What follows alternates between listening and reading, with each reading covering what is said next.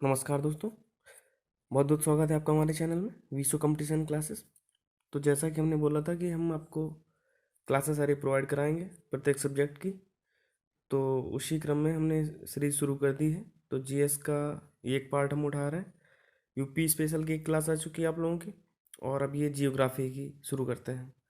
तो इस हम जियोग्राफी में ये सामान्य भूगोल और ये world geography plus Indian geography, ये तीनों कवर करते हुए चलेंगे, जो कि ये जीएस के हिसाब से सारे एग्जाम के लिए महत्वपूर्ण है। यूपीपी से लेकर वीडियो, यूपी सुपर टेट और लेखपाल वगैरह हो गए, ग्रुप डी, सारा इम्पोर्टेंट है इसके लिए।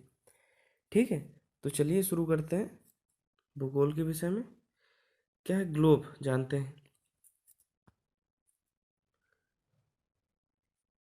ग्लोब लघु रूप में यह पृथ्वी का वास्तविक रूप है। ठीक है, सही बात। ग्लोब पर धरातलीय आकृतियों व दिशाओं को आसानी से दर्शाया जा सकता है। इसके अतिरिक्त ग्लोब पर देशों, महाद्वीपों और महासागरों को उनके सही स्थानों पर दिखाया गया है। कुल मिलाकर यह है कि पृथ्वी को एक छोटा रूप करके दिखाया गया है, ताकि जनसाधारण को या हम लोगों को आराम से समझ में आ सके कि पृथ्वी मोटी मोटी दिखती कैसे है। उसके महासागर, उसकी नदियाँ, उसके पर्वत, पहाड़, देश की क्या कैसी आकृति, सारा कुछ दिखाया जाता है। तो उनको एक छोटे रूप में, एक ग्लोब के रूप में उन्होंने समाहित कर दिया है। चलिए, अक्षांश रेखा। अक्षांश रेखा यह किसी स्थान की भूमध्य रेखा से उत्तर दक्षिण की कोणीय दूरी को उस स्थान की अक्षांश रेखा कहते हैं। ग्लोब या मानचित्र पर खींची गई क्षैतिज रेखाओं को अक्षांश रेखाएं कहते हैं। ठीक है, तो ये क्या है कि जैसे ग्लोब ये होता है हमारा गोल गोल, तो उस पर ये जो पड़ी हुई रेखाएं होती हैं, इनको अक्षांश रेखाएं कहते हैं। ठीक है, और जो बीच वाली होती है, जो एकदम बीच की होती है ना, तो उसको हम विषुवत रेखा कहते हैं, इक्वेटर। ठीक है, और जो लंबी लंबी होती है इनको देशांतर रेखाएं कहते हैं। इस तरह होती है लंबी लंबी। ठीक है, चलिए। विषुवत रेखा सबसे लंबी अक्षांश रेखा, सबसे बड़ी अक्षांश रेखा, सही है। और जिसकी लंबाई होती है, ये जो ये इक्वेटर हो गई हमारी, इसकी टोटल लंबाई इन्होंने ये दी है 4069 किलोमीटर, 4069 किलोमीटर। ठीक है, विषुवत रेखा से ध्रुव की ओर अक्षांश रेखाओं की लंबाई कम होती जाती है। विषुवत रेखा से ध्रुवों तक 90 डिग्री अक्षांश होते हैं। ठीक, सभी अक्षांश रेखाएं समांतर होती हैं। ये हो गया हमारा जैसे ग्लोब, तो इसमें जितनी भी अक्षांश रेखाएं होंगी सब समांतर होती हैं हर जगह, जहाँ भी देख लेंगे। लेकिन देशांतर में ये नहीं होती। देशांतर में देख लीजिए, केंद्र पे सबसे कम, और जो यहाँ पे इक्वेटर पे होती है यहाँ सबसे अधिक होती है इनकी लंबाई, तो ये समांतर नहीं होती है। ठीक है, सभी अक्षांश रेखाएं समांतर होती हैं व दो अक्षांशों के मध्य की दूरी 111 किलोमीटर होती है। विषुवत रेखा पृथ्वी को दो भागों में विभाजित करती है। इक्वेटर ये बीच वाली हो गई, जैसे उत्तरी, ऊपर वाले को उत्तरी, नीचे वाले को दक्षिणी गोलार्ध कहते हैं। 23 साढ़े 23 डिग्री उत्तरी व दक्षिण अक्षांश को क्रमशः कर्क व मकर रेखा में विभाजित किया गया है। ये जो, रुकिए रुकिए, ये जैसे हो गया हमारा ग्लोब, तो इसमें ये हो गया इक्वेटर, तो इसमें 23.5 डिग्री है ये उत्तरी। ठीक, तो इसे क्या कहते हैं? इसे लाइन ऑफ कैंसर या कर्क रेखा, और नीचे वाली को ये मकर रेखा कहते हैं। ये भी 23.5 डिग्री पे झुकी हुई होती है। ठीक है, तो ये हो जाती है हमारी मकर, और ये हो जाती है हमारी कर्क। चलिए, देशांतर रेखा है, उत्तरी व दक्षिणी ध्रुव को मिलाने वाली काल्पनिक रेखाओं को देशांतर रेखाएं कहते हैं या लॉन्गिट्यूड कहते हैं। ये रेखाएं लंबवत होती हैं लेकिन समांतर नहीं होती, जैसा कि आपको बताया था। समांतर इसीलिए नहीं होती क्योंकि ये केंद्र पर एकदम कम दूरी की हो जाती हैं, और जैसे जैसे आती हैं इक्वेटर की साइड को, तो इधर पे इनकी दूरी सबसे अधिक दूरी पे आ जाती है। ठीक, तो ये जो भूमध्य रेखा हो गई, इसमें इनकी सबसे अधिकतम दूरी 111.32 किलोमीटर है, लगभग 111 किलोमीटर होती है इसकी और इसके बीच की दूरी। यहाँ पे इक्वेटर पे सबसे ज़्यादा दूरी ये वाली दूरी। ठीक, अभी समझ में नहीं आया वो, रुकिए रुकिए। जो ये दूरी होती है इनके दो, ये रेखाओं के बीच की दूरी, ये 111 किलोमीटर होती है। ठीक है, जो सबसे अधिक होती है। चलिए, जो ध्रुव की ओर कम होती जाती है और इन्हें ग्रेट सर्कल भी कहते हैं। अब अंतर्राष्ट्रीय समय रेखा। ब्रिटेन के ग्रीनविच से गुजरने वाली देशांतर रेखा जो 0 डिग्री देशांतर होती है को प्राचीन मध्याह्न रेखा कहते हैं। 1 डिग्री देशांतर रेखा को पार करने में 4 मिनट का समय लगता है। अतः प्रधान मध्याह्न रेखा 0 डिग्री से 90 डिग्री पर जाने पर लगभग 6 घंटे का समय लगता है इसमें।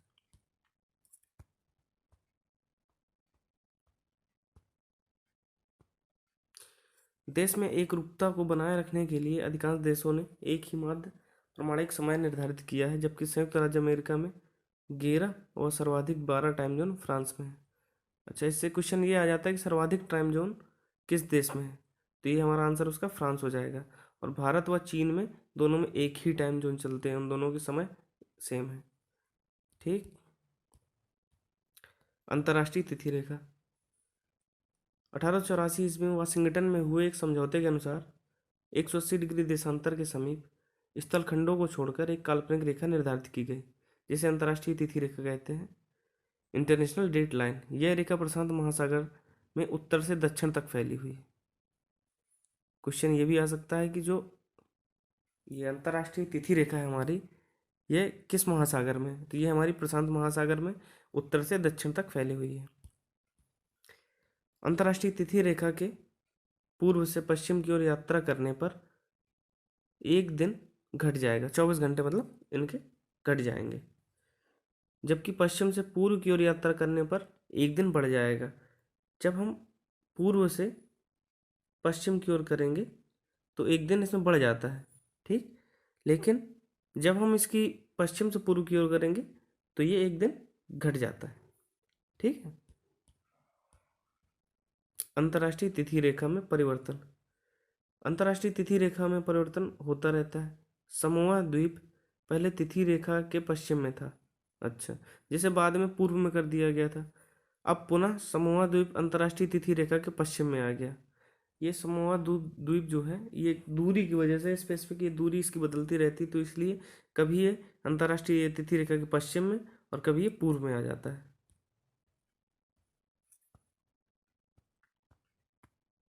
एक और द्वीप है ये टोकोलाउ द्वीप, टेरिटरी ऑफ न्यूजीलैंड, तो ये भी अंतर्राष्ट्रीय तिथि रेखा के पूर्व से पश्चिम में कर दिया गया। उसी वजह से समोआ द्वीप और टोकोलाउ द्वीप, इसी परिवर्तन का कारण है कि ऑस्ट्रेलिया और न्यूजीलैंड से निकटता, ये ऑस्ट्रेलिया और न्यूजीलैंड से निकटता की वजह से इनके साथ व्यापार की अधिकता बताया गया। मतलब कि व्यापार की अधिकता की वजह से इनकी जो जगह का निर्धारण है वो कभी बढ़ जाता है, कभी कम हो जाता है, तो इसलिए ये कभी रेखा से पूर्व में, कभी उनके पश्चिम में आ जाते हैं।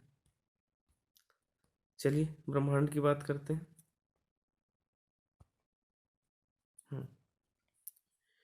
समान रूप से पृथ्वी, ग्रहों, उपग्रहों, सौरमंडल, तारों, आकाशगंगा, मतलब कि और इस तरह के कई चीज हो गई, जैसे तारे, ग्रह, उपग्रह, क्षुद्र ग्रह, धूमकेतु इत्यादि वगैरह, इन सब की सम्मिलित पुंज को ब्रह्मांड की संज्ञा दी गई है, यूनिवर्स।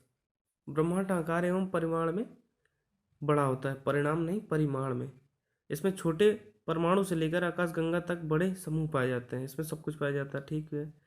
ब्रह्मांड के संबंध में क्लाडियस टॉलमी ने सर्वप्रथम बताया कि पृथ्वी ब्रह्मांड के केंद्र में है। इन्होंने सबसे पहले बताया था कि पृथ्वी है ब्रह्मांड के केंद्र में, ना कि सूर्य।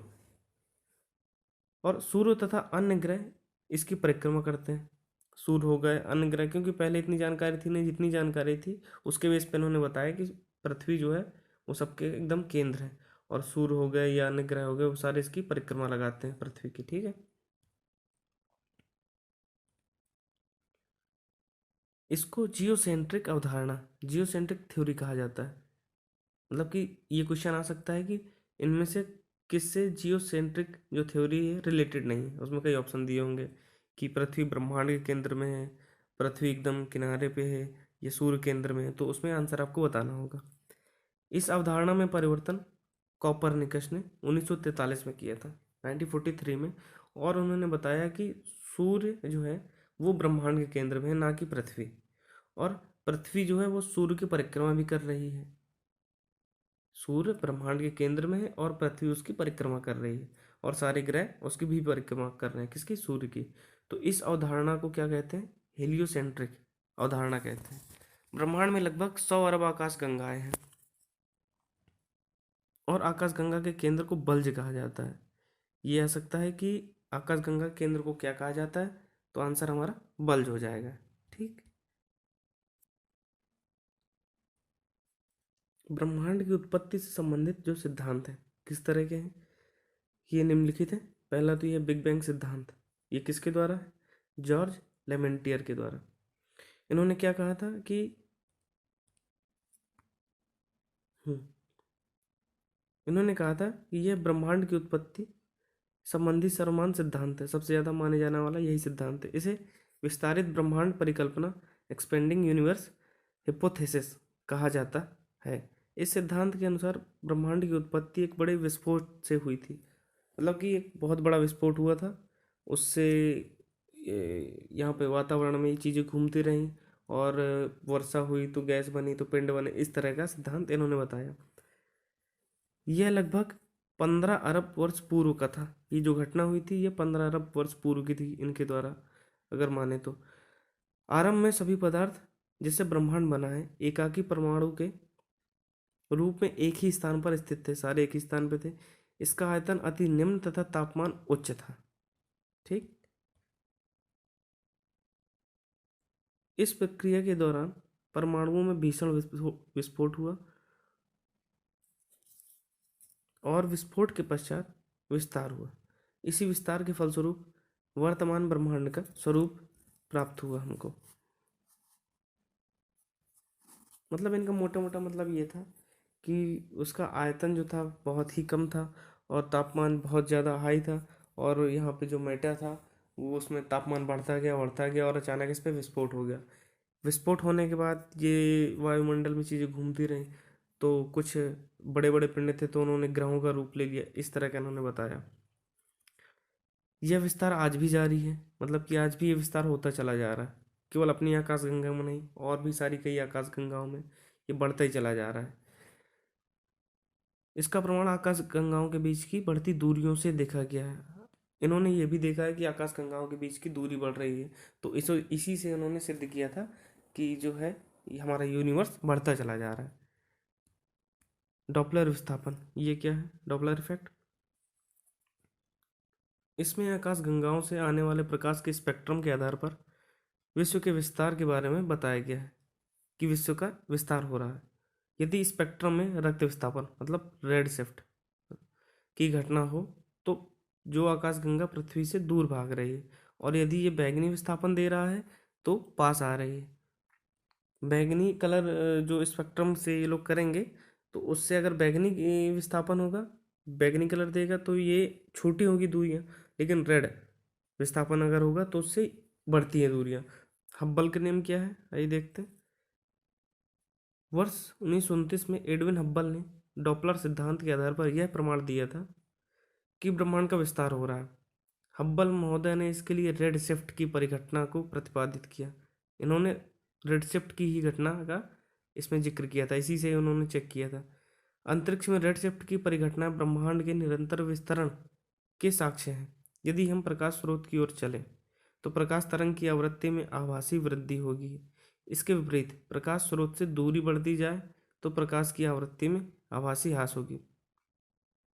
मतलब कि इन्होंने ये कहा कि जब हम प्रकाश स्रोत की ओर चलें तो प्रकाश तरंग की आवृत्ति में जो उसमें चेंज होता है और बढ़ेगी, तो इससे उसकी दूरी बढ़ती जाएगी, और अगर घटेगी तो कम होती जाएगी।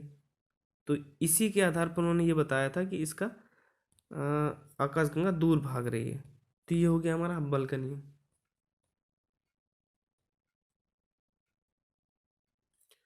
ये हिग्स बोसॉन क्या है, आइए जानते हैं।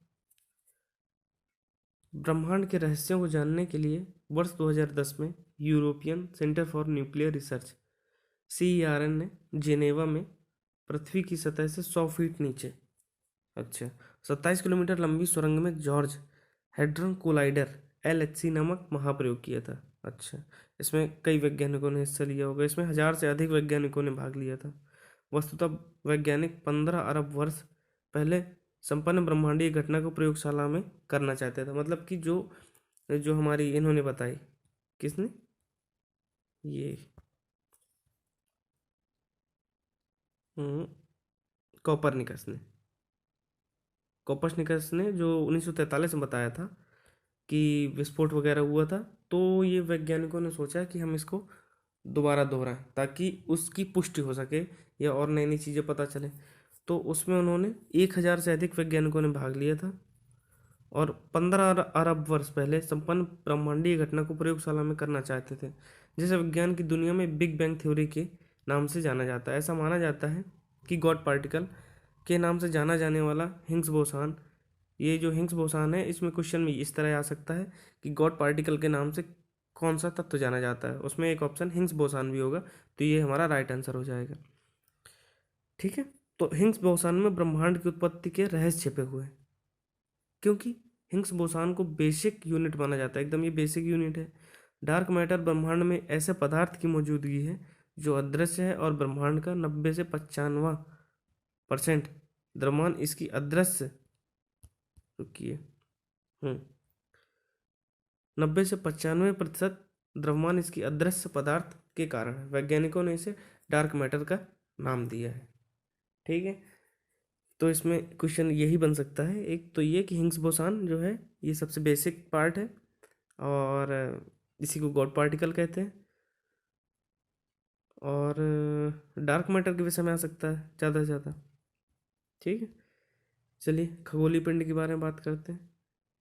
तो आकाश में दिखाई पड़ने वाले अनेक पिंड जैसे तारे, आकाशगंगा, ग्रह, उपग्रह, क्षुद्र ग्रह, धूमकेतु, ये सारे खगोलीय पिंड हैं।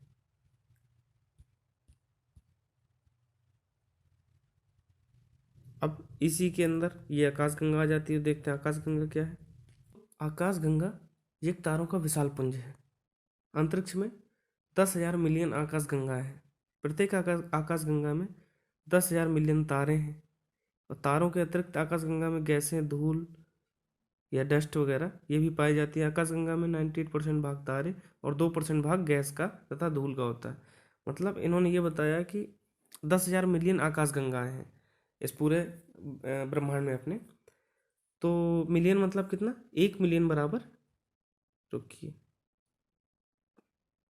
1 मिलियन बराबर ये हमारा 10 लाख होता है। तो इन्होंने बताया कि ये 10,000 मिलियन आकाशगंगाएं हैं और प्रत्येक आकाशगंगा में इतने तारे हैं, 10,000 मिलियन ही तारे हैं। सोचिए कितना बड़ा है हमारा ये अंतरिक्ष। ठीक है, और आकाशगंगा को प्रायद्वीपीय ब्रह्मांड भी कहा जाता है। पृथ्वी एरावत पथ नामक आकाशगंगा का एक भाग है। वृहत मैगेलेनिक मेघ, लघु मैगेलेनिक मेघ, Ursa minor system, sculpture system और ड्रेको सिस्टम, ये अन्य आकाशगंगा हैं। ये इन्होंने आकाशगंगाओं के नाम बताए हैं कि इतने प्रकार की आकाशगंगाएं भी नोन है, या फिर वैज्ञानिकों ने जो खोज की हैं उन्होंने। अब आकृति के आधार पर 3 प्रकार की आकाशगंगा पाई जाती हैं कि कई बार तो तस्तरी नुमा हो जाता है, कई बार वृहत मतलब कि वृत्ताकार वगैरह हो जाता है, वृत्ताकार नहीं, दीर्घ वृत्ताकार, मतलब कि थोड़ा सा लंबा हो जाता है, वृत्ताकार टाइप का। और एक हो जाता है जिसकी कोई गति नहीं होती, मतलब कि अजीब तरह के उसका स्ट्रक्चर होता है, उसको कोई नियत नहीं होता है। तो उन्होंने 3 प्रकार की आकार के आधार पर बताई थी। पहला सर्पिल। सर्पिल आकाशगंगा के केंद्र में तारों का अधिक जमाव पाया जाता है। ये देखिए, तारों का अधिक जमाव यहाँ पाया जाएगा, घना होगा काफ़ी। ये तस्तरी के आकार की आकाशगंगाएं होती हैं। अच्छा, तस्तरी की नुमा। समस्त आकाशगंगाओं में 1/4 आकाशगंगा इस प्रकार की है। तो उस प्रकार की आकाशगंगा में कौन कौन सी हैं, ये मिल्की वे हो गई एक, और एक हो गई ये एंड्रोमेडा, ये इसके उदाहरण है। अच्छा, ये किस तरह की होती हैं, चलिए मैं दिखाता हूँ आपको। ये हमारी, ये तो यूनिवर्स हो गया, देखिए ये हो गए, ये तस्तरी नुमा है दोस्तों। देखिए तस्तरी बन रही है, ये तस्तरी नुमा, और बीच में यहाँ पे तारों का बहुत सघन वो है। ठीक, तो इस तरह की आकाशगंगा ये तस्तरी नुमा होती हैं। समझ गए। और ये हमारी मिल्की वे नहीं, ये हमारी एंड्रोमेडा है। ये कौन सी हमारी, ये है एंड्रोमेडा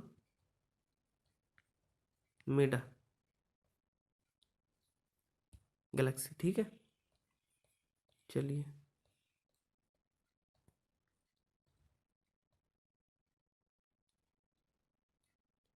अब बात करते हैं दीर्घवृत्तीय। दीर्घवृत्तीय ब्रह्मांड कि ये लगभग 2/3 आकाशगंगा दीर्घवृत्तीय हैं। ये सर्पिल आकाशगंगा से आकार में छोटी होती हैं। इसका आकार अंडाकार होता है। इसमें अधिकांश पुराने तारे होते हैं। इस प्रकार के आकाशगंगा में नवीन तारों का निर्माण नहीं होता है। कुल मिला के इसने बताया कि जो हमारी ये सर्पिल के आकार की थी तो उनसे ये छोटी होंगी और ये नए तारों का जो निर्माण नहीं कर सकती, और इसमें अधिकतर पुराने तारे ही होते हैं और ये लगभग इस तरह की होती है, हल्की सी दीर्घ वृत्ताकार, सर्पिल आकार की नहीं होती लेकिन। ठीक है, उसका भी मैं आपको दिखाता हूँ। पहले आपको तीसरा ही बता दूँ, अनियमित, इरेगुलर। ये अनियमितताकार आकाशगंगाएं मुख्यतः नवीन तारों द्वारा निर्मित होती हैं। ब्रह्मांड के संपूर्ण आकाशगंगा का 10वां भाग इसी प्रकार का है। ये इनका कोई निश्चित आकार नहीं होता किस तरह का, तो वे सारी अनियमित में आ जाती हैं। ठीक है, चलिए इनका उदाहरण देख लेते हैं।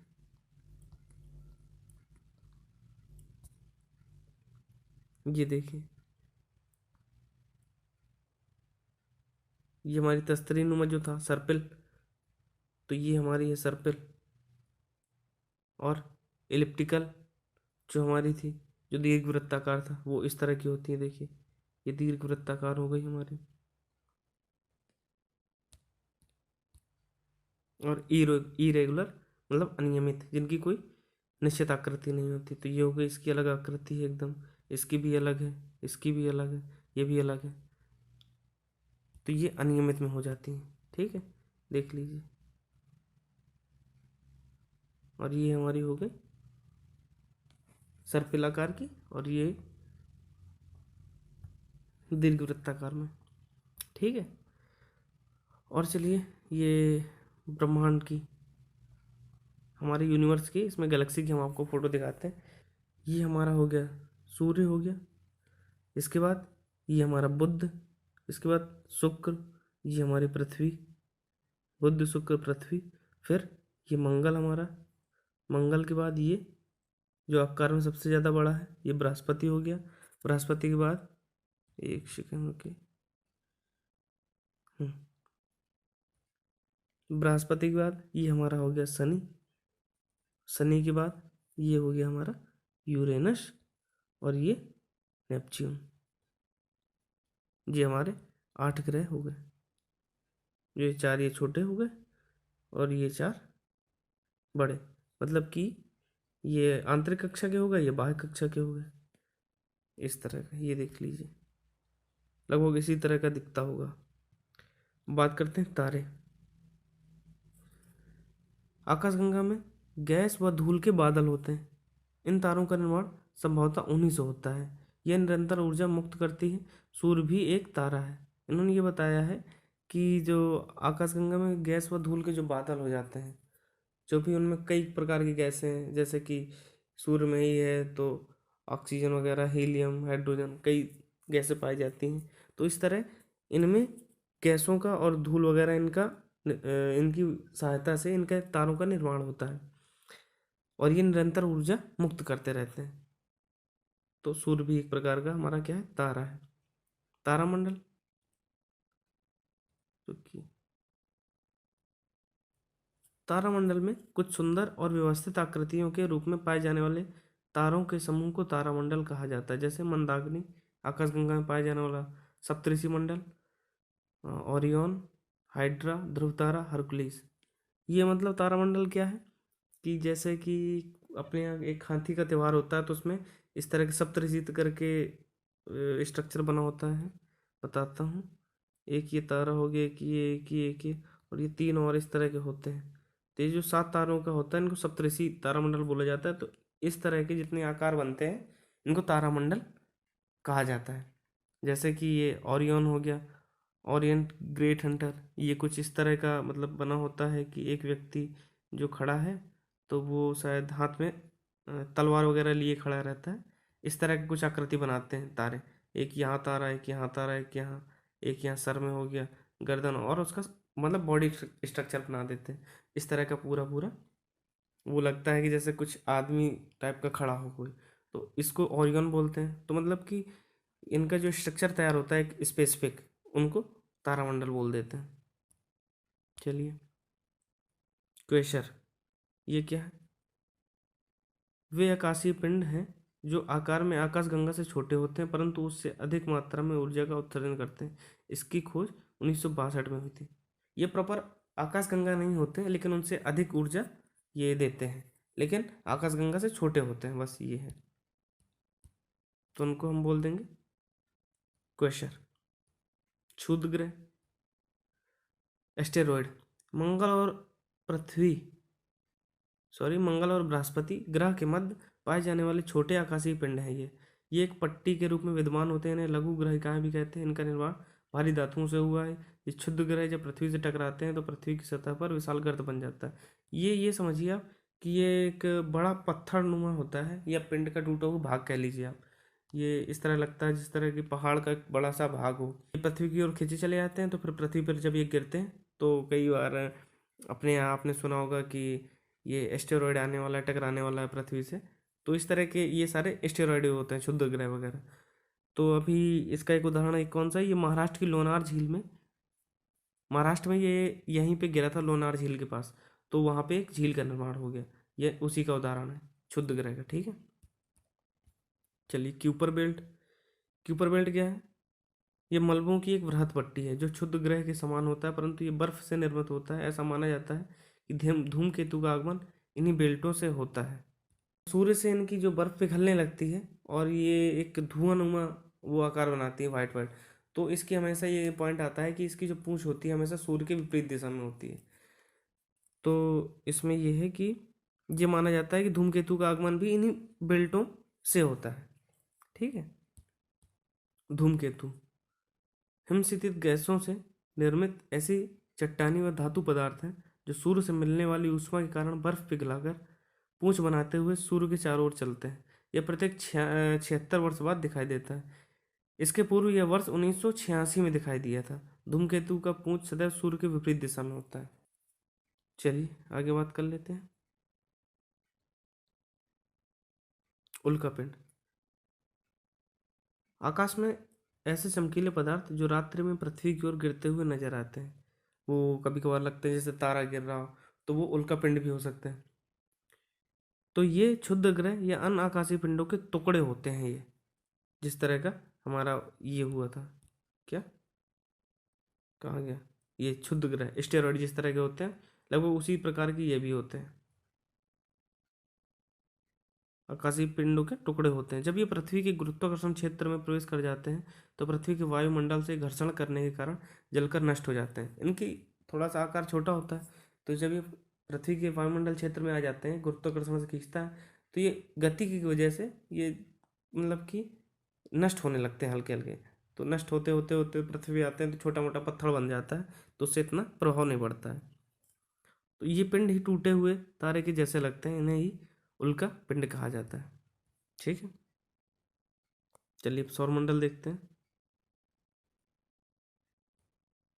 सूर्य की परिक्रमा करने वाले विभिन्न ग्रह, क्षुद्र ग्रह, धूमकेतु, उल्काएं, उपग्रह तथा आकाशीय पिंडों के परिवार को सौरमंडल कहते हैं।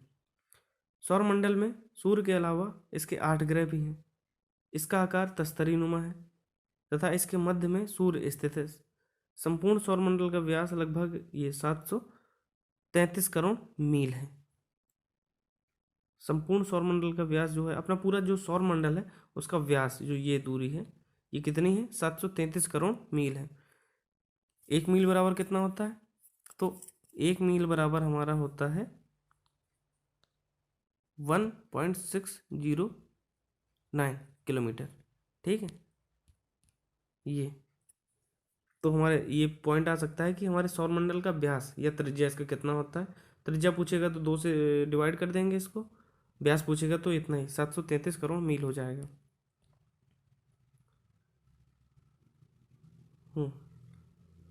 पृथ्वी सूर्य से लगभग 2.496 × 10⁸ किलोमीटर की दूरी पर स्थित है। आकार तथा संरचना की दृष्टि से सौरमंडल के ग्रहों को 2 भागों में विभक्त किया जाता है, आंतरिक ग्रह एवं बाह्य ग्रह। आंतरिक ग्रह के अंतर्गत वो जो बताया था मैंने, आंतरिक ग्रह और बाह्य ग्रह। तो आंतरिक ग्रह जो शुरुआत के 4 होते हैं उन्हें आंतरिक ग्रह, और जो बाद के 4 होते हैं उन्हें बाह्य ग्रह कहते हैं। आंतरिक के अंतर्गत बुध, शुक्र, पृथ्वी एवं मंगल आते हैं, जबकि बाह्य के अंतर्गत बृहस्पति, शनि, अरुण और वरुण। आंतरिक ग्रहों का जो घनत्व होता है वो अधिक होता है और बाह्य का घनत्व कम होता है। देख लेते हैं, जी हो गया हमारा, ये आंतरिक ग्रह हमारे 4 हो गए, बुध, शुक्र, पृथ्वी और मंगल, और ये लास्ट के 4 हो गए। ठीक, तो ये प्लूटो जो है इसको की श्रेणी हटा दिया गया। सूर्य सौरमंडल का सबसे प्रमुख सदस्य है सूर्य। इसकी आयु लगभग 4600 मिलियन वर्ष है। मिलियन बताया था, 1 मिलियन बराबर लगभग 10 लाख, तो 4600 गुणे 10 लाख इतने वर्ष है। यह हाइड्रोजन एवं हीलियम की गैस से बना हुआ है। इसमें ऊर्जा की उत्पत्ति नाभिकीय संलयन द्वारा होती है। इनमें नाभिकीय संलयन की प्रक्रिया होती है हाइड्रोजन और हीलियम में, तो ऊर्जा हमेशा इसकी बढ़ती ही रहती है। ये सवाल इस तरह से आता है कि सूर्य में कौन सी प्रक्रिया होती है, नाभिकीय संलयन, विखंडन, इनमें से कोई नहीं है दोनों, तो इसमें नाभिकीय संलयन होती है। और आपको याद रखने के लिए ये ध्यान रखिएगा, सूर्य से संलयन, सूर्य संलयन। ठीक है, चलिए, सूर्य की आंतरिक संरचना कई संकेंद्रीय स्तरों द्वारा हुई है। सबसे आंतरिक स्तर क्रोड है। इसका केंद्र का तापमान लगभग होता है 15 मिलियन डिग्री सेल्सियस, बहुत ज़्यादा होता है, 15 मिलियन डिग्री सेल्सियस। ठीक है, सूर्य की बाह्य सतह मतलब फोटोस्फीयर से 10,000 किलोमीटर तक की दूरी को क्रोमोस्फीयर कहते हैं। क्रोमोस्फीयर के बाह्य भाग को कोरोना कहते हैं। और सूर्य पश्चिम से पूर्व की ओर अर्थात घड़ी की सुई की दिशा में आकाशगंगा के केंद्र की परिक्रमा करता है। रखिए,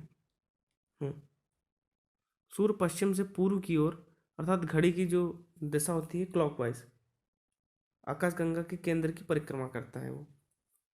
ठीक है, क्रोड के ऊपर संवहन कटिबंध पाए जाते हैं, जहाँ संवहन तरंगें चलती हैं। सूर्य की बाह्य सतह के फोटोस्फीयर कहते हैं, जिसका तापमान 6000 डिग्री सेल्सियस होता है। इससे सूर्य लहर उत्पन्न होती है। जब सौर लपटें फोटोस्फीयर के उत्पन्न होकर मतलब कोरोना में प्रविष्ट करती है, तो पृथ्वी के वायुमंडल में ध्रुवीय प्रकाश दृष्टिगत होता है। यह प्रकाश उच्च अक्षांशों में रात में दिखाई अधिक पड़ता है। जब इसे उत्तरी ध्रुव पर देखा जाता है तो उत्तर ध्रुवीय ज्योति, और दक्षिण ध्रुव पर देखा जाए दक्षिणी ध्रुवीय ज्योति कहते हैं। मतलब कोरोना बाहरी भाग में प्रवेश करती हैं तो मतलब पृथ्वी के वायुमंडल से ये प्रकाश जो दिखता है, तो ये प्रकाश रात में अधिक दिखता है। तो जब इसे उत्तरी ध्रुव से देखा जाता है तो उसे उत्तर ध्रुवीय ज्योति कहेंगे, और जब दक्षिण ध्रुव से देखा जाएगा मतलब दिखेगा दक्षिण ध्रुव से, तो उसे दक्षिण ध्रुवीय ज्योति कहते हैं। चलिए, अपसौर और उपसौर, पेरिहीलियन और अपहीलियन, ये क्या है? पृथ्वी अंडाकार पथ पर सूर्य की परिक्रमा करती है। इसी कारण वह कभी सूर्य से दूर तो कभी समीप स्थित होती है। जब पृथ्वी एवं सूर्य के बीच की दूरी सबसे कम होती है तो इसे उपसौर कहते हैं। मतलब पृथ्वी और सूर्य के बीच की दूरी जिस दिन कम होती है उस दिन को उपसौर की घटना होती है। और वो दिन कब पड़ता है? वो हमारा होता है 3 जनवरी के दिन को। जब पृथ्वी एवं सूर्य के बीच की दूरी सबसे अधिक हो जाती है तो उसे अपसौर की घटना कहते हैं, और वो दिन हमारा होता है 4 जुलाई को। तो क्वेश्चन ये आ जाएगा कि उपसौर की घटना कब होती है, तो 3 जनवरी, और अपसौर की तो 4 जुलाई।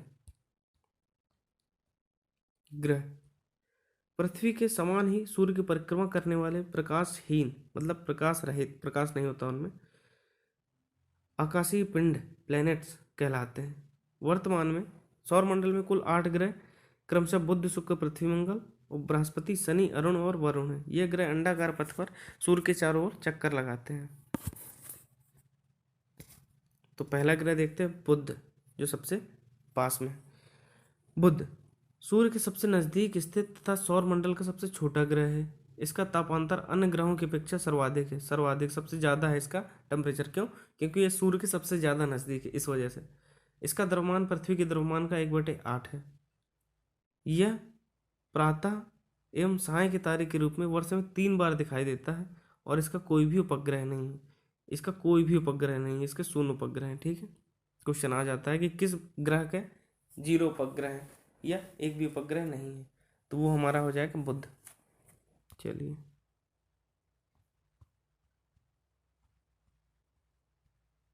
बुध के बाद शुक्र।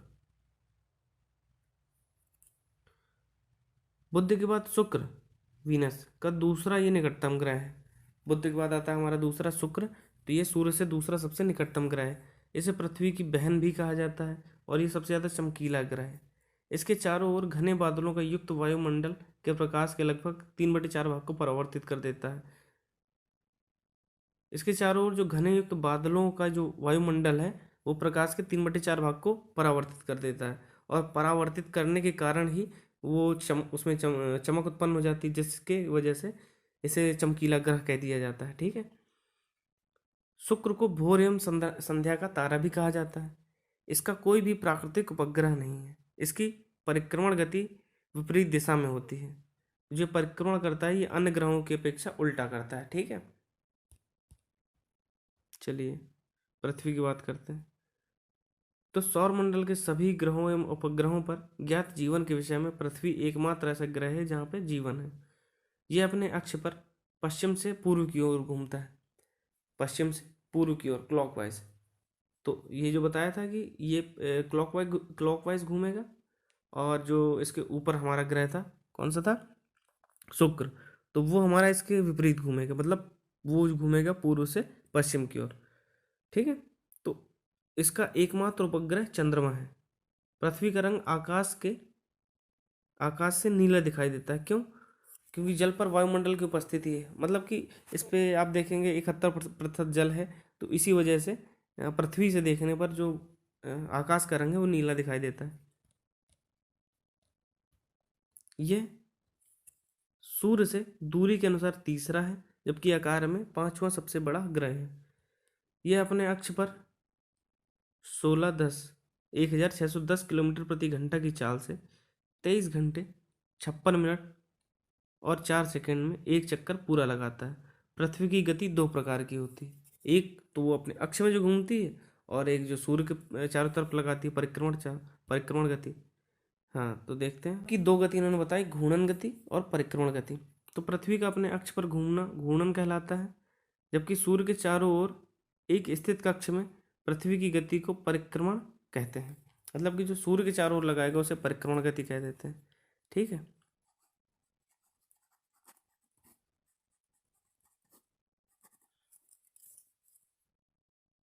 इन दोनों गतियों के कारण ही दिन रात व ऋतु परिवर्तन होते हैं, जो मौसम परिवर्तन होते हैं, गर्मी सर्दी बारिश वगैरह। ऋतु परिवर्तन में पृथ्वी का अपने अक्षों में झुकाव भी एक प्रमुख कारण है। मतलब कि जो ऋतु में परिवर्तन होते हैं उसमें एक कारण ये भी है कि उन पृथ्वी का जो झुकाव होता है उसका 23.5 डिग्री, वो भी एक कारण इसका हो जाता है। चलिए, मंगल। मार्स, इसे लाल ग्रह भी कहते हैं। इसके 2 उपग्रह हैं, फोबोस और डीमोस। इस ग्रह का सबसे ऊंचा पर्वत जो है निक्स ओलंपिया, जो एवरेस्ट से लगभग 3 गुना ऊंचा है। यह अपनी धुरी पर लगभग पृथ्वी की घूर्णन गति के बराबर ही घूमता है। अच्छा, मतलब कि जो उसकी घूर्णन गति होती है वो लगभग पृथ्वी के बराबर ही होती है, और ये एवरेस्ट से 3 गुना ऊंचा होता है। और एवरेस्ट की हमारी ऊंचाई कितनी होती है? तो एवरेस्ट की ऊंचाई हमारी होती है 8,849 मीटर लगभग। तो ये इससे लगभग 3 गुना होता है, जो इसका सबसे ऊंचा पर्वत है। ये कहाँ का? मंगल ग्रह का। अब बात करते हैं बृहस्पति।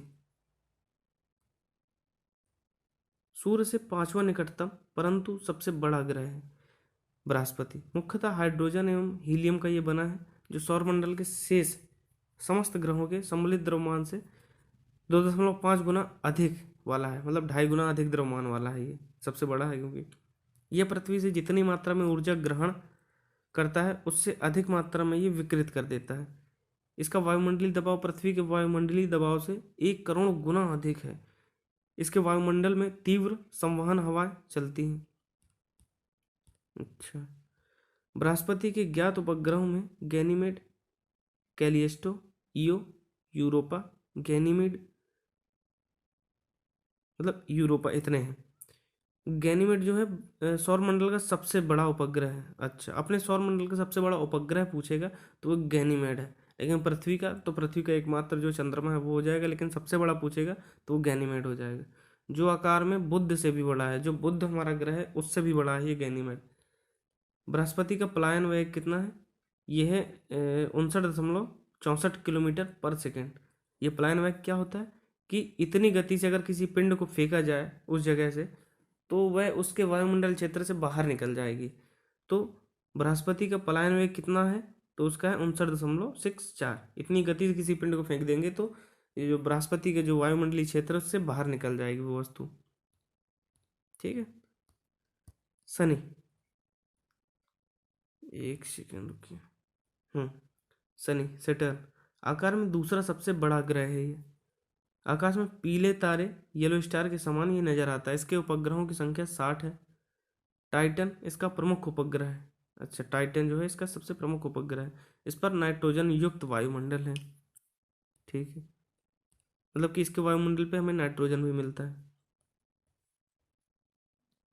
तो सौर मंडल के ग्रहों से कुछ महत्वपूर्ण जो तथ्य हैं इसको देख लीजिएगा आप लोग। ठीक है, इसमें सारे दिए हैं, स्क्रीनशॉट ले लीजिएगा इसका आप।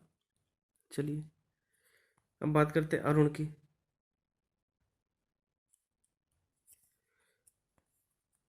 अरुण, 1781 में विलियम हर्शेल ने अरुण यूरेनस की खोज की थी। यह आकार में तीसरा जो सबसे बड़ा है और सूर्य से निकटतम में सातवां है।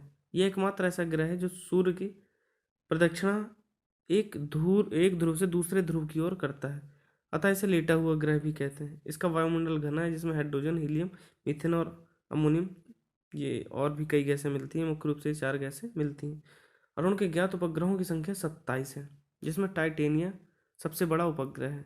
साथ ही साथ ओबेरॉन, उपब्रियल, एरियल एवं मिरांडा इसके बड़े बड़े उपग्रह हैं। ठीक है, चलिए वरुण, 1846 ईस्वी में जोहान गाले ने इसकी खोज की थी।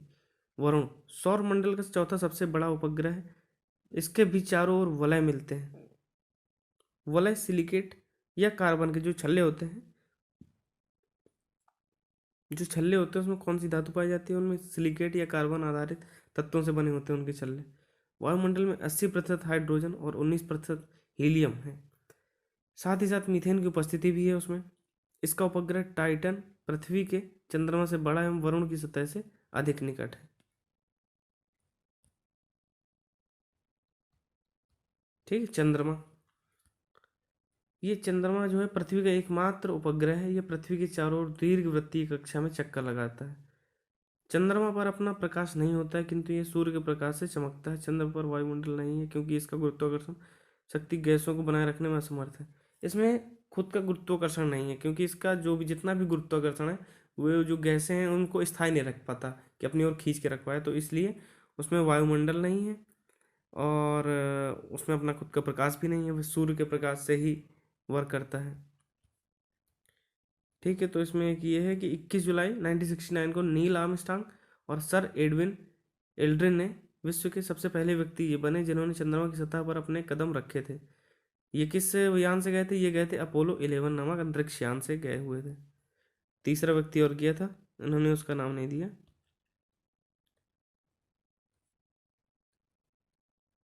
ये अंतर्राष्ट्रीय तिथि रेखा प्रशांत महासागर के अतिरिक्त आर्कटिक सागर, चुक्की सागर व बेरिंग स्ट्रेट से गुजरती है। जब कोई तारा 20 मैग्नीट्यूड से अधिक चमकने लगता है तो तारे की उस अवस्था को सुपरनोवा कहते हैं। पृथ्वी से देखा जाने वाला सबसे चमकीला तारा साइरस या डॉग स्टार है। मतलब कि 20 मैग्नीट्यूड से अधिक जब चमकने लगता है कोई भी तारा तो वो सुपरनोवा कहलाने लगता है।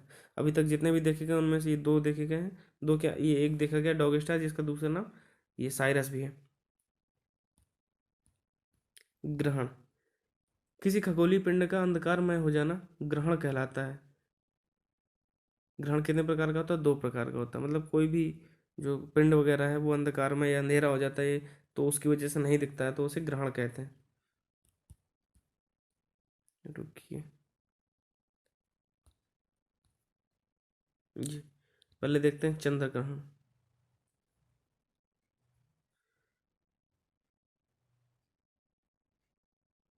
चलिए, जब पृथ्वी की छाया चंद्रमा पर पड़ती है तो उसे चंद्र ग्रहण या लूनर इक्लिप्स कहते हैं। इस स्थिति तब बनती है जब सूर्य एवं चंद्रमा के बीच पृथ्वी होती है और ये तीनों एक रेखा में होते हैं। चंद्र ग्रहण की स्थिति पूर्णिमा को होती है, किंतु सभी पूर्णिमा को नहीं। इसका कारण पृथ्वी के सपेक्ष चंद्रमा का 5 अंश का झुकाव। कुल मिला के मतलब ये है कि चंद्र ग्रहण को चंद्रमा नहीं दिखता है। तो चंद्रमा कब नहीं दिखेगा? जब चंद्रमा सूर्य के बीच में पृथ्वी आ जाएगी, तो पृथ्वी की जो पूरी छाया होगी चंद्रमा पर पड़ेगी, तो चंद्रमा हमको दिखेगा नहीं। अब ये चंद्र ग्रहण की स्थिति पूर्णिमा को ही हमेशा बनती है, लेकिन हर पूर्णिमा को चंद्र ग्रहण की स्थिति नहीं बनती है। क्यों? क्योंकि ये जो चंद्रमा का 5 अंश का जो झुकाव हुआ है, इसकी वजह से। ठीक है, ये देखिए इसका उदाहरण। ये सूर्य हमारा हो गया, ये बीच में हमारी पृथ्वी इतनी बड़ी होगी, छोटा सा चंद्रमा। तो ये जब ये प्रकाश फेंकता है हमारा, तो इसकी वजह से छोटा सा चंद्रमा हमारा अंधेला अंधकार में हो जाता है, तो दिखता नहीं। तो ऐसी स्थिति चंद्र ग्रहण बन जाती है। अब सूर्य ग्रहण, जब सूर्य और पृथ्वी के बीच में चंद्रमा आ जाएगा। अब सूर्य को तो कुछ होगा नहीं, तो पहले पृथ्वी बीच में आया था, अब चंद्रमा बीच में आ जाएगा। तो पृथ्वी के जिन क्षेत्रों में चंद्रमा सूर्य को ढक लेगा वहाँ सूर्य ग्रहण होता है। और यह घटना अमावस्या के दिन ही होती है। ये वर्ष में न्यूनतम 2 बार और अधिकतम 5 बार हो सकती है। ये देखिए, ये हमारा सूर्य हो गया, क्योंकि ये हमारा सूर्य हो गया, और ये हमारा ये बीच में चंद्रमा हो गया, ये हमारी पृथ्वी हो गई। तो यहाँ या कुछ ही स्थान घेरती है, तो वहाँ यहाँ सूर्य ग्रहण हो जाता है ये। ठीक है, इस तरह हमारी सूर्य ग्रहण की ये घटना हो जाती है। ये मिनिमम कम से कम ये 2 बार हो जाती है और अधिकतम 5 बार हो सकती है। तो ये हमारा पहला चैप्टर कंप्लीट हो गया, जो एक बेसिक सा था। ठीक है, तो अब इससे कुछ इम्पोर्टेंट क्वेश्चन हम लोग देख लेते हैं कि कितना आप लोगों को समझ में आया, तैयार हुआ या नहीं हुआ, क्या कैसा। चलिए इसका जवाब दीजिएगा। निम्नलिखित कथनों में से कौन सा असत्य है? आकाशगंगाओं के रुकिए, आकाशगंगाओं के प्रसरण संबंधी सिद्धांत का प्रतिपादन किसने किया था? एडविन हब्बल ने, या बी नंबर ब्रह्मांड उत्पत्ति के जियोसेंट्रिक अवधारणा के अनुसार पृथ्वी सूर्य की परिक्रमा करती है। ब्रह्मांड में 100 अरब से अधिक आकाशगंगाएं पाई जाती हैं तथा इसके केंद्र को बल्ज नाम दिया गया है। यह हीलियोसेंट्रिक अवधारणा के अनुसार पृथ्वी सूर्य की परिक्रमा करती है। बताइए, इन चारों में से हमें ये बताना है कि असत्य कौन सा है। 3 सत्य हैं, एक असत्य है, वो बताना है हमको। ठीक है, तो इसकी जो हमारा राइट आंसर है वो हमारा हीलियोसेंट्रिक अवधारणा। इसमें इन्होंने लिखा है कि इसके अनुसार सूर्य पृथ्वी की परिक्रमा लगाती है, जबकि हीलियोसेंट्रिक जो अवधारणा थी उसमें यह है कि वो सूर्य ब्रह्मांड के केंद्र में है और पृथ्वी सूर्य की परिक्रमा लगाती है, ना कि सूर्य। ये किसने दिया था? ये हमारा दिया था कॉपर निकस ने। कब दिया था?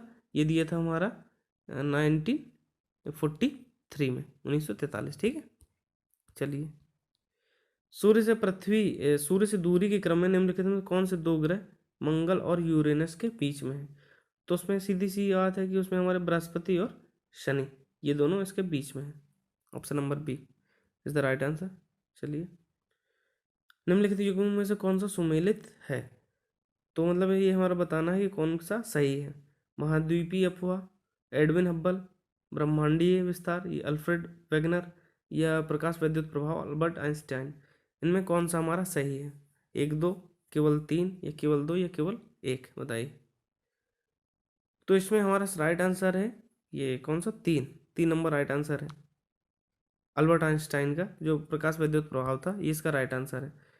और क्योंकि एडविन हब्बल का हमने पढ़ा था कि वो ब्रह्मांड के विस्तार के बारे में एडविन हब्बल ने दिया था कि ब्रह्मांड का विस्तार होता है, तो ये महाद्वीपीय अफवाह इन्होंने नहीं दिया था। महाद्वीपीय अफवाह दिया था अल्फ्रेड वेगनर ने। इन्होंने क्या दिया था कि इन्होंने दिया था कि जितने भी महाद्वीप हैं वे सारे एक ही खंड थे पहले, वो उसी का हिस्सा टूट टूट कर बनते गए। इस तरह का इन्होंने ये दिया था महाद्वीपीय अफवाह का। तो ये इनका वैगनर का है और ये एडविन हब्बल का है। तो इसमें केवल ये राइट आंसर 3 है, तो इसका हमारा ये बी हो जाएगा, राइट आंसर बी इसका। चलिए, हमारे सौर परिवार के संदर्भ में निम्नलिखित कथनों पर विचार कीजिए। ठीक है, और इनमें से सही बताना है कि कौन सा है। हमारे सौर परिवार के सभी ग्रहों में पृथ्वी सघनतम है पृथ्वी के संगठन का मुख्य तत्व सिलिकॉन है। पृथ्वी में सौर परिवारों के द्रव्यमान का 75% अंतर्निष्ठ है। यह पृथ्वी का व्यास सूर्य का व्यास पृथ्वी के व्यास का 190 गुना है। बताइए कौन सा राइट आंसर है। तो इसका हमारा राइट आंसर है केवल ये ए। हमारे सौर परिवार के सभी ग्रहों में पृथ्वी सबसे सघनतम है। और ये भी हमारा गलत, ये भी गलत, ये भी गलत। पृथ्वी का व्यास ये 190 नहीं 109 होता है। ठीक है। ब्लैक होल या कृष्ण छिद्र न्यूट्रॉन तारे के सिकुड़ने से बना असीमित घनत्व का जो द्रव युक्त पिंड है, या तारे में सुपरनोवा विस्फोट के समय निर्मित आकृति, या तारे की युवावस्था, या तारे की विकृत प्रकाश की मात्रा। कौन सा ब्लैक होल है। तो इसका ऑप्शन नंबर हो जाएगा 5 का राइट आंसर ए, न्यूट्रॉन तारे के सिकुड़ने से बना असीमित घनत्व का द्रव युक्त पिंड। ठीक। चलिए, एक खगोलीय एकक दूरी है, किसकी दूरी है। ये खगोलीय एकक दूरी है किसकी। पृथ्वी सूर्य के बीच की, पृथ्वी और चंद्रमा के बीच की, बृहस्पति सूर्य के बीच की, प्लूटो और सूर्य के बीच की। बताइए। तो इसका राइट आंसर हमारा ए हो जाएगा, पृथ्वी और सूर्य के बीच की दूरी। चलिए, निम्नलिखित कथनों पर विचार कीजिए। पृथ्वी और सूर्य के बीचों बीच स्थित अंतरिक्ष यान में बैठे व्यक्ति को दिखाई देगा आकाश कैसा दिखाई देगा उसको। आकाश काला है, तारे टिमटिमाते नहीं है, अंतरिक्ष के बाहर का ताप पृथ्वी के तल के ताप से कहीं अधिक होगा। बताइए, केवल एक, एक दो, एक तीन, या सभी। तो इसमें हमारा राइट आंसर हो जाएगा ये सभी हमको दिखेंगे कि आकाश काला है दिखाई देगा। वो नीला केवल हमें पृथ्वी से ही दिखाई देगा, बाकी आकाश हमें काला ही दिखाई देगा। तारे टिमटिमाते हैं, ये भी हमें केवल पृथ्वी से ही दिखाई देता है। और तारे टिमटिमाना जो घटना है ये किसका है। तो ये है प्रकाश के अपवर्तन का। ठीक है। और अंतरिक्ष के बाहर का ताप पृथ्वी के तल के ताप से कहीं अधिक होता है, ये भी सही है। तो हमारे इसका जो राइट आंसर हो जाएगा उपरोक्त सभी।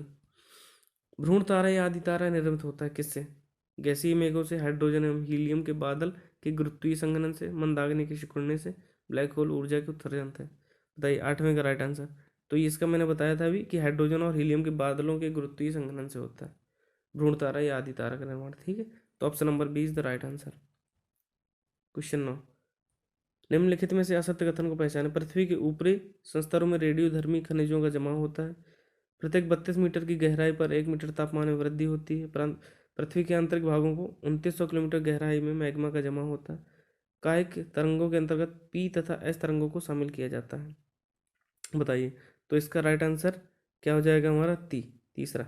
ये असत्य है, बाकी सारे हमारे सत्य है। ठीक है।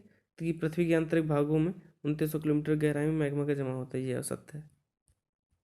चलिए 10वां, आकाश गंगा वर्गीकृत की गई है सर्पिलाकार गैलेक्सी के रूप में, विद्युत गैलेक्सी के रूप में, अनियमित गैलेक्सी के रूप में, गोलाकार गैलेक्सी के रूप में। तो ये थोड़ा सा गलत मान सकते हैं इसको, ये फिर क्योंकि दो आंसर है, सर्पिलाकार भी है अनियमित भी है इसका। और बचा तीसरा वो हमारा दीर्घवृत्ताकार हो जाएगा, ये दोनों नहीं है। ठीक है। तो ये ऑप्शन इस तरह का नहीं होती है, तो फिर आयोग इसको चेंज करेगा। हमारे अंतरिक्ष में कितने तारामंडल हैं। 87, 88, 90 या 89। तो इसका राइट आंसर हमारा सी हो जाएगा 89। अब लास्ट क्वेश्चन, निम्नलिखित कथनों पर विचार कीजिए। अंतर्राष्ट्रीय रेखा प्रशांत महासागर में उत्तर से दक्षिण तक फैली है। अंतर्राष्ट्रीय तिथि रेखा के पूर्व से पश्चिम की ओर यात्रा करने पर एक दिन घट जाएगा। बताइए कौन सा सही है। तो इसका हमारे पहला भी सही है, दूसरा भी सही है। 12वें का राइट आंसर हमारा हो जाएगा 1 और 2। अंतर्राष्ट्रीय जो ये तिथि रेखा है ये प्रशांत महासागर में है, बताई थी मैंने, उत्तर से दक्षिण तक फैली है। और अंतर्राष्ट्रीय तिथि रेखा के पूर्व से पश्चिम की ओर यात्रा करने पर 1 घंटा घट जाता है। ठीक है। तो ये दोनों ऑप्शन हमारे सही है। तो ये हमने जियोग्राफी का पहला चैप्टर कंप्लीट कर लिया है। और बताइए आप लोगों को कि कहाँ समझ में नहीं आया है, या जो भी डाउट हो आप हमसे कमेंट में पूछ सकते हैं। और कैसा लगा कमेंट में ज़रूर बताएं। तो ये हमारा पहला चैप्टर हो गया। अब आपको इसकी अगली सीरीज में आपको कल दूसरा चैप्टर देंगे। इस तरह ये चलती रहेगी। हम पहले ये जियोग्राफी कंप्लीट करेंगे, और इस तरह हिस्ट्री कंप्लीट करेंगे, फिर वर्ल्ड जियोग्राफी और इकोनॉमिक वगैरह हो गई, संविधान, इस तरह के सारे हम कवर कर लेंगे जीएस। ठीक है। सारे एग्ज़ामों को देखते हुए यहाँ पे आपको हम सारे एग्ज़ाम्स की तैयारी भी कराएंगे, और फिर पहले ये जियोग्राफी कंप्लीट करने के बाद इसकी क्वेश्चन सीरीज भी हम चलाएंगे। ठीक है। तो अगर अच्छा लगा हो तो ये हमारे चैनल को सब्सक्राइब करिएगा, और अपने दोस्तों तक इसको शेयर करिएगा जिससे उनकी हेल्प हो सके। ठीक है दोस्तों, चलिए फिर मिलते हैं आपसे नेक्स्ट वीडियो में।